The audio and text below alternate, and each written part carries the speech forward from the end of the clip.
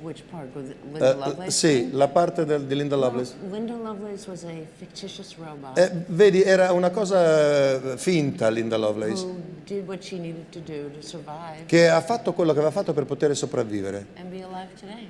e arrivare fino a essere viva quest'oggi.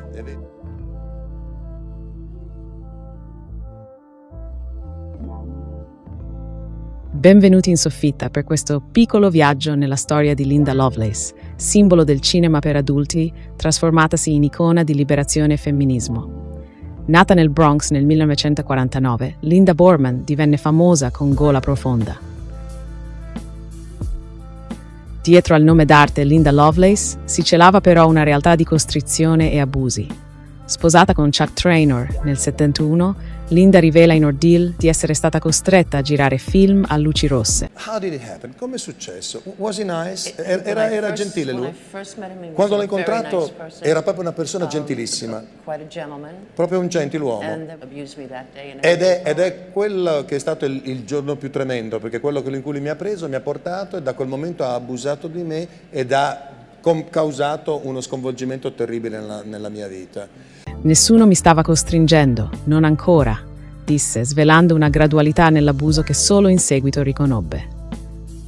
When did you first realize, quando ti sei accorta per la prima volta that something wasn't working the way it should, che le cose non andavano come avrebbero dovuto? When I said I wanted to go back to New York. Quando ho detto che volevo tornare a New York, what happened then? Che cosa è That's successo? when he abused me. He beat me up that day. Mi ha picchiato terribilmente quella And then volta. every day it was a mental E and poi physical abuse. ogni giorno era un abuso mentale e fisico. La svolta arrivò con il divorzio da Traynor e il matrimonio con Larry Marchiano, che le diede 2 figli e una nuova vita. Linda si schierò contro l'industria hard, divenendo voce del femminismo. It would all go away. Perché ho pensato sempre, un giorno tutto questo passerà, se ne andrà via. E questo mi aiuterà a sopravvivere. Ecco perché hai pensato, hai detto quella famosa frase allora, meglio morta che prigioniera. È questo che hai pensato, better dead than not living at all. Linda Lovelace ci ha lasciato il 22 aprile 2002, dopo una lunga battaglia contro le conseguenze di un grave incidente d'auto. La sua storia è una lezione di coraggio, dalla celebrità nel cinema per adulti alla denuncia contro lo sfruttamento. La sua eredità? Un faro di libertà e diritti, che continua a illuminare il cammino verso la giustizia e l'emancipazione. Senti una cosa, io so che è successa una cosa tremenda, I know something. La prima volta, the first time that you really realized, la prima volta che ti sei veramente accorta, lui ti ha portato in un motel, he brought you to a motel, right?